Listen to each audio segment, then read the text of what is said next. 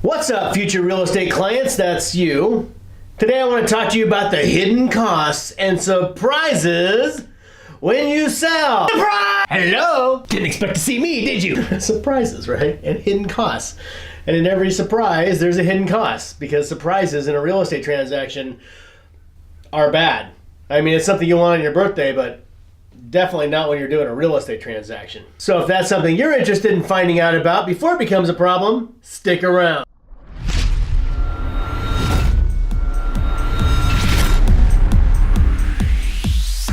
In every real estate transaction, there's all kinds of opportunities for hidden costs and surprises. But, you know, real estate is pretty much the same thing over and over and over. It's different houses, different people.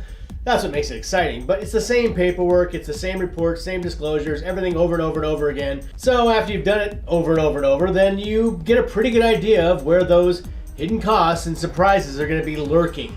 And you're able to identify them, hopefully, and head them off before they ever become an actual issue. There's a whole pile of disclosures and inspections that need to be done.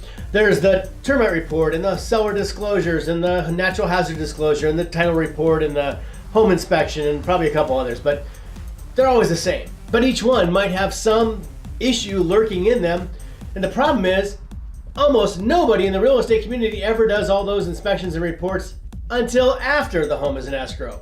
And that's the worst time to do them, because you've lost your moment of highest negotiating position, and now it's too late. Any one of those things might cost you time or money or hassle or the escrow or all kinds of horrible things. So we want to make sure we get all these things in advance, take a look at them, and figure out where the hidden costs and surprises could possibly be, and head them off long before we ever put a sign on the property. We're going to have the termite report run right away. Like most realtors won't even have it done until after the home is in escrow, and then you find out, oh, there's $5,000 worth of termite work that needs to be done that we didn't even know about. Well, that's a problem, right? Because that could change your entire reason for selling. So we want to make sure we know what the termite costs are going to be. The title report, most realtors will get the title report done after the home is in escrow, which is insane. Like, if there's a mistake on your title report and it's going to cause a delay or something, we don't want you to fall out of escrow. Like, our escrow fallout rate is pretty low compared to other real estate companies. Like, when you fall out of escrow, you could have bought your other home that you're planning on moving into, right? And now you've got to get out of that one, or you might end up owning two homes with two mortgages if some problem is on the title report that nobody knows about, or takes a long time to fix, or can't be fixed, right? So we're gonna run the title report. If there's anything on there that's a problem, we're gonna talk to our title reps about it and see if they can fix it right away. We'll talk to you about it. So we wanna have that stuff cleared up before we put the house on the market. You know, before a house ever gets a sign on it, all these things should be done. We know where all the bumps are gonna be, so we just find them in advance and take care of them and then put the house on the market so you don't have any problem, right? I mean, it's pretty simple, actually. I don't know why everybody doesn't do that. They really should do that. If you're a real estate agent and you're not in our company and you're watching this right now, you should do this, right? I mean, I don't know why you guys don't, but we all work together. Okay, so we're gonna run that title report, find out if there's anything on that. We're gonna run the termite report, natural hazard disclosure, because who knows? Maybe there's some major problem on your property that nobody knows about, and if it comes up in the natural hazard disclosure later on, that could be a problem. So we need to know that right away, right? Long before we put a sign on the property.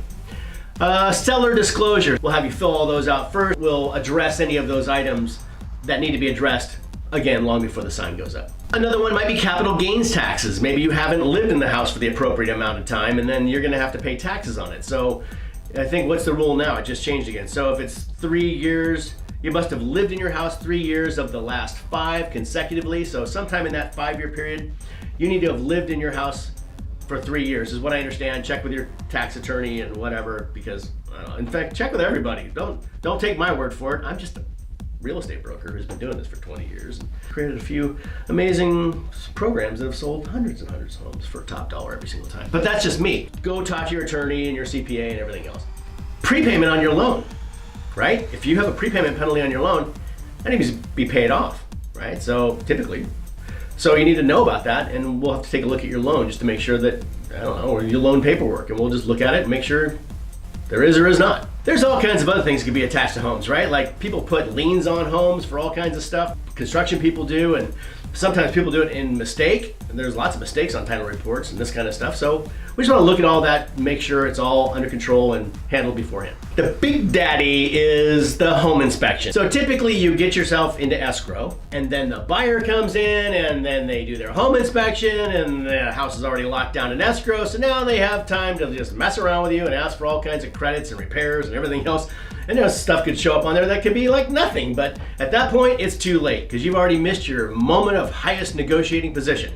There is only one moment of highest negotiating position for a home seller, and that is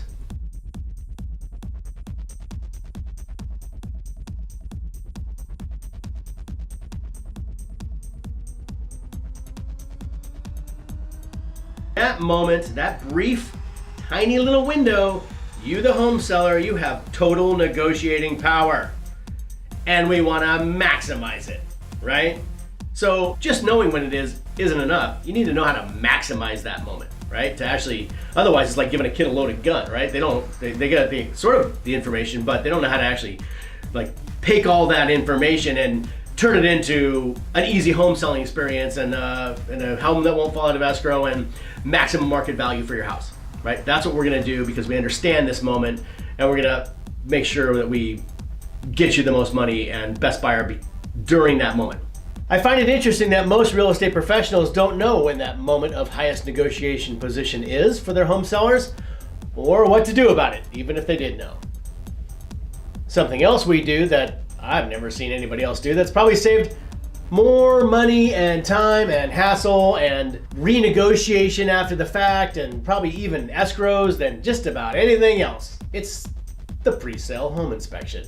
What we will always suggest, not always suggest, but what we will probably suggest, right, is to have a pre-sale home inspection. And there is nobody who does this.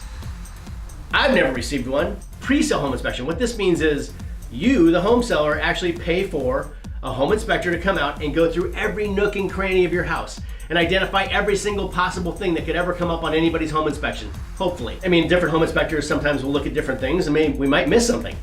Happens, and then we'll have to just deal with those items individually, right? But our home inspectors, what we're trying to get them to do is give us every single thing. If there's a loose nail, I want to know about it. Now, the idea is not to fix everything on that list. In fact, you don't have to fix anything on that list. This is the idea of selling the home in as-is condition. True as-is condition, right?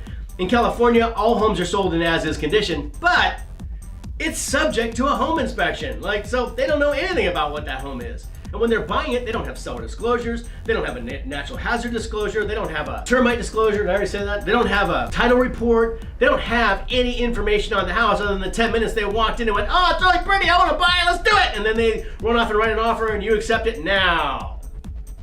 And now it starts. It all begins now when this home buyer has locked your home into escrow and now they have total negotiating position and you've lost yours.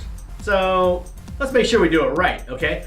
Let's get a pre-sale home inspection, find out all that information, and then when the buyers, multiple buyers usually, are competing against each other for your home, our counteroffer will include that home inspection, the termite inspection, the natural hazard disclosure, the title report, seller disclosures, all of this information. It's like a phone book. I mean, honestly, it can be kind of scary for their buyers when we give them this giant pile of information if they want to buy the house. But at that moment, they're competing against other buyers.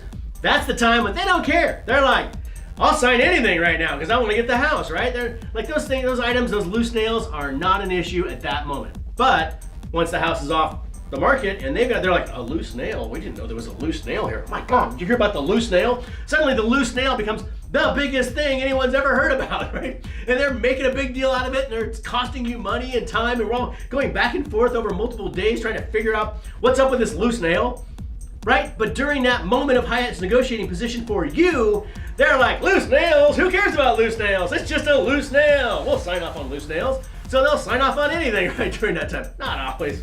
They get all the information and that's the main thing. We want them to know what they're getting themselves into. And we want to do it at the right time. So there you go. That's pretty much not it, but that's good enough for right now, I think. So give us a call, text, email, smoke signals, whatever you need to do. And then we'll be selling your home with you as a partner, and we'll do it together, and it'll be awesome, and you'll have fun, and we'll have fun, and we'll make you just a pile of money, is my plan.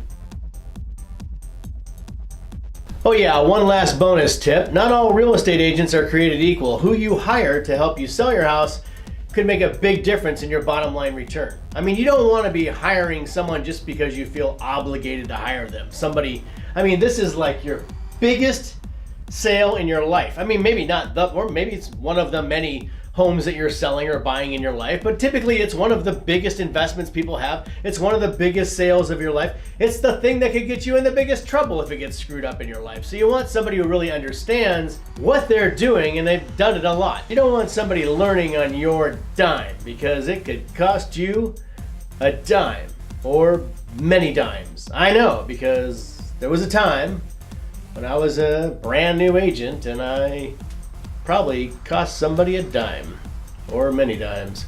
And I apologize to those people, but now you and I can benefit from that because I understand what I'm doing. My entire real estate career, all I ever did was think, geez, how can I make it better? After every real estate transaction, I'd stop and I'd review it all and think, what's a way I can be even more impactful for my home sellers, get them more money? How can I help my buyers find the better house and secure it quicker? And I just constantly, that's all I've thought about for like 20 years. So you want somebody who really understands real estate. You don't want to be hiring someone because you feel like, oh, I got to hire my brother-in-law because he's got a real estate license, even though he's a contractor or a concrete guy or something. You want to, or it's somebody from church or like the lowest discount guy or someone from your school or your kid's soccer team or something. This is too important. Now, you should let them interview for the job, because I think you should interview a few people, unless you just interview us, which is just fine, but you should interview multiple realtors or real estate brokers. And if you want to, I've got a list of questions you should be asking real estate agents when you're interviewing them for the job.